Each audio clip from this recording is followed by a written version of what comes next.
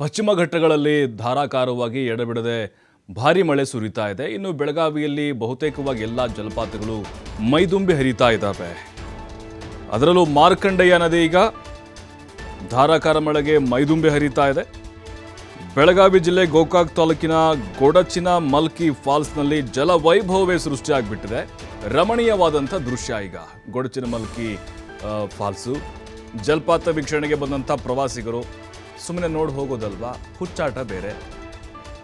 ಸೆಲ್ಫಿಗಾಗಿ ಅಪಾಯದ ಅಂಚಿನಲ್ಲಿ ಹೋಗಿ ಹುಚ್ಚಾಟವನ್ನು ತೋರಿಸ್ತಾ ಇದ್ದಾರೆ. ಹುಚ್ಚು ಜಾಸ್ತಿ ಆಗ್ತಾ ಇದೆ. ಹೆಂಗೆ ಫಾಲ್ಸ್ ಹತ್ತಿರ ಆಗ್ತಾ ಹೋಗುತ್ತೋ ಇವ್ರಿಗೆ ಜಾಸ್ತಿ ಆಗ್ತಾ ಹೋಗುತ್ತೆ. ಅಪಾಯಕಾರಿ ಕಲ್ಲು ಬಂಡೆಗಳ ಮಧ್ಯೆ ಹೋಗಿ ಫೋಟೋ ಶೂಟ್ ಮಾಡಿಸ್ತಾ ಇದ್ದಾರೆ. ಅನಾಹುತಗಳು ಆಗಿದ್ದಾವೆ, ಸಾಕಷ್ಟು ಕಣ್ಮುಂದೆನೇ ಆಗ್ತಾ ಇದ್ದಾವೆ. ನಾವು ಸಿಕ್ಕಾಪಟ್ಟೆ ತೋರಿಸ್ತಾ ಇದ್ದೀವಿ. ಕೊಚ್ಚಿಕೊಂಡು ಹೋಗಿದ್ದು, ಫಾಲ್ಸಿಗೆ ಬಿದ್ದಿದ್ದು, ಹೆಣ ಸಿಕ್ಕಿದ್ದು, ಮೃತದೇಹ ಸಿಗದೇ ಇರೋದು ನೋಡಿ. ಅಲ್ಲಿ ಹತ್ತಿರಕ್ಕೆ ಹೋಗಿ ನ್ಯಾಚುರಲಾಗಿ ಬರಲಿ, ಲೈಕ್ಸು, ಕಮೆಂಟ್ಸು, ಶೇರು ಜಾಸ್ತಿ ಆಗಲಿ ಅನ್ನುವಂಥ ಒಂದು ಹುಚ್ಚು. ಹೇಳೋರು ಕೇಳೋರು ಯಾರೂ ಇಲ್ಲ.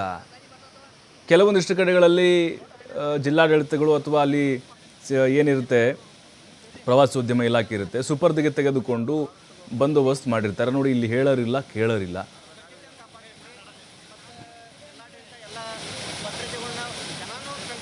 ಇನ್ನು ಈ ಬಗ್ಗೆ ನಮ್ಮ ಪ್ರತಿನಿಧಿ ಶ್ರೀಧರ್ ಒಂದು ಪ್ರತ್ಯಕ್ಷ ವರದಿ ಕೊಟ್ಟಿದ್ದಾರೆ, ನೋಡೋಣ.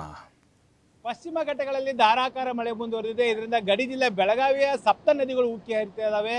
ಪ್ರಮುಖವಾಗಿ ಮಾರ್ಕಂಡೆಯ ನದಿ ಕೂಡ ಉಕ್ಕಿ ಹರಿತಿರ್ತಕ್ಕಂಥ ಹಿನ್ನೆಲೆಯಲ್ಲಿ ಈಗ ಗೊಡಚಿನ ಮಲ್ಕಿ ಜಲಪಾತಕ್ಕೆ ಜೀವ ಕಳೆ ಬಂದಿದೆ ಅಂತ ಹೇಳ್ಬೋದು. ನಾನು ನಿಮ್ಗೆ ತೋರಿಸ್ತಾ ಇದ್ದೀನಿ. ಈ ಒಂದು ಬೆಟ್ಟ ಏನು ಈ ಬಂಡೆಗಲ್ಲಗಳ ಮೇಲಿಂದ ಈ ಒಂದು ಗೊಡಚಿನ ಮಲ್ಕಿ ಜಲಪಾತ ಯಾವ ರೀತಿ ಒಂದು ರುದ್ರ ರಮಣೀಯ ಕಾಣ್ತಾ ಇದೆ, ನೋಡುಗರನ್ನ ಮಂತ್ರ ಮುಗ್ಧಗೊಳಿಸದ ಅಂತ ಹೇಳ್ಬೋದು. ಅದೇ ಪ್ರಮುಖವಾಗಿ ಮಳೆಗಾಲದ ಸಂದರ್ಭದಲ್ಲಿ ಈ ಒಂದು ಬೆಳಗಾವಿ ಜಿಲ್ಲೆ ಸಪ್ತ ನದಿಗಳು ಉಕ್ಕಿ ಹರಿದಂಥ ಸಂದರ್ಭದಲ್ಲಿ ಈ ರೀತಿಯ ಜಲಪಾತಗಳು ಹುಟ್ಟುಕೊಳ್ಳುತ್ತೆ. ಅದರಲ್ಲೂ ಕೂಡ ಈ ಗೊಡಚಿನ ಮಲ್ಕಿ ಜಲಪಾತ ಬೆಳಗಾವಿ ಜಿಲ್ಲೆಯಲ್ಲಿ ಬಹಳ ಪ್ರಸಿದ್ಧಿ ಪಡೆದಿರ್ತಕ್ಕಂಥದ್ದು.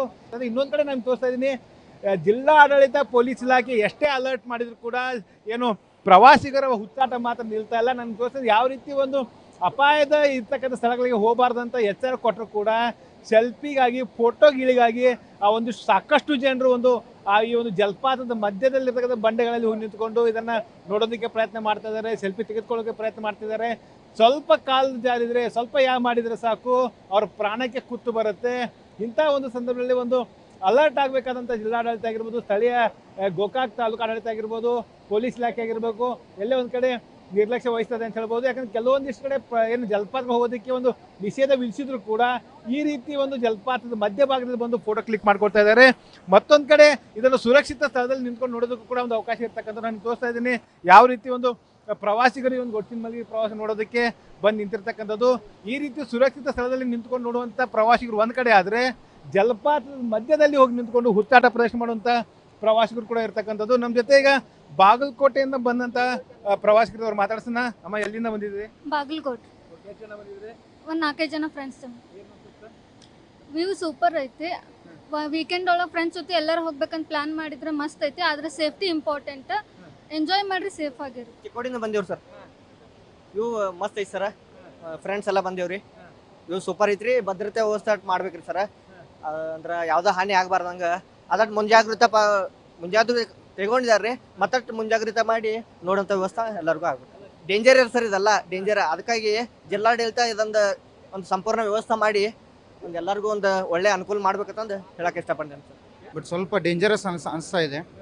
ಸ್ವಲ್ಪ ಏನಾದರೂ ಅನುಕೂಲ ಮಾಡಿಕೊಡ್ಬೇಕು ಪ್ರವಾಸಿಗರು. ಏನಂದ್ರೆ ಒಂದ್ ಕಡೆ ಪ್ರವಾಸಿಗರು ಏನು ಈ ಗೊಡಚಿನ ಮಲ್ಕಿ ಜಲಪಾತವನ್ನು ಸುರಕ್ಷಿತ ಸ್ಥಳದಲ್ಲಿ ನಿಂತುಕೊಂಡು ವೀಕ್ಷಣೆ ಮಾಡ್ತಾ ಇದ್ರೆ, ಮತ್ತೊಂದಿಷ್ಟು ಪ್ರವಾಸಿಗರನ್ನು ತೋರಿಸ್ತಾ ಇದ್ದೀನಿ.